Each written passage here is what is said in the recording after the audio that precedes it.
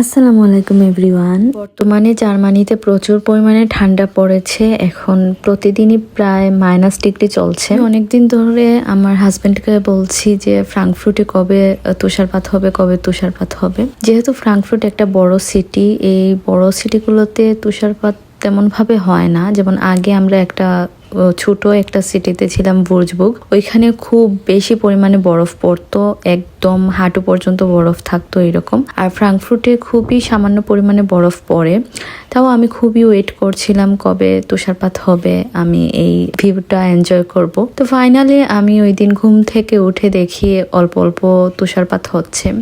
তো আমি তাড়াতাড়ি করে মোবাইলটা নিয়ে একটু ভিডিও করি। মানে এইগুলোই আসলে আমাদের মেমোরি হয়ে থাকে। যেমন আগে গতবার আমরা ভুর্জবুগে ছিলাম, ওই সিটিতে আমি এই স্নো পড়াটা এনজয় করেছিলাম। আর তারপরে আমি এইবার ফার্স্ট টাইমের মতো আমি ফ্রাঙ্কফুটে বরফটা এনজয় করলাম। তো ওই দিন ফার্স্টবারের মতো ফ্রাঙ্কফুটে তুষারপাত হয়েছিল, একদমই অল্প। তো আমি ওইটা ভিডিও করে রাখছিলাম, যেহেতু ফার্স্ট স্নো পড়ছিল। তো আমি ভিডিও করছিলাম, অল্প অল্পই পড়ছিল। আপনারা ভিডিওতেই বুঝতে পারবেন যে খুবই অল্প পরিমাণে তুষারপাত হচ্ছিল। তো আমি ওইটাই আসলে ক্যাপচার করে রাখছিলাম ফোনে, যাতে এইটাই মেমোরি হয়ে থাকে। তারপরে এই যে দেখেন অল্প অল্প করে সবকিছু আস্তে আস্তে সাদা হয়ে যাচ্ছিল।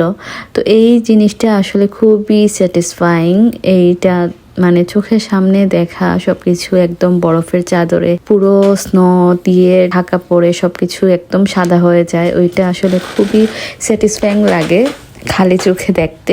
ওই বিষয়টাই আমি খুবই এনজয় করি আসলে। তো এই যে আস্তে আস্তে স্নো পড়ে সবকিছু সাদা হয়ে যাচ্ছিল, অল্প অল্প করে স্নোটা বাড়ছিল। আমি প্রতিটা মোমেন্টই আসলে চেষ্টা করেছি অল্প অল্প করে ক্যাপচার করার। আর এই যে দেখেন আমি একটু হাত দিয়ে স্নো টাচ করার চেষ্টা করছিলাম, যদিও আমাদের জানালা থেকে খুব ভালোভাবেই সবকিছু দেখা যাচ্ছিল। তারপরে দেখি একটু পরেই দেখি স্নো পড়া বন্ধ হয়ে যায়, আবার সূর্যও উঠে গেল।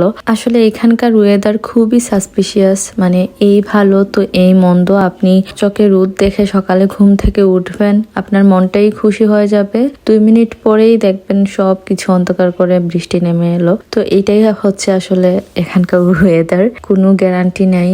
মেয়েদের চেয়েও বেশি মুড সুইং হয় এখানকার ওয়েদারের। তো আজকের ভিডিওটা এই পর্যন্তই। সবাই ভালো থাকবেন, সুস্থ থাকবেন। আল্লাহ হাফিজ।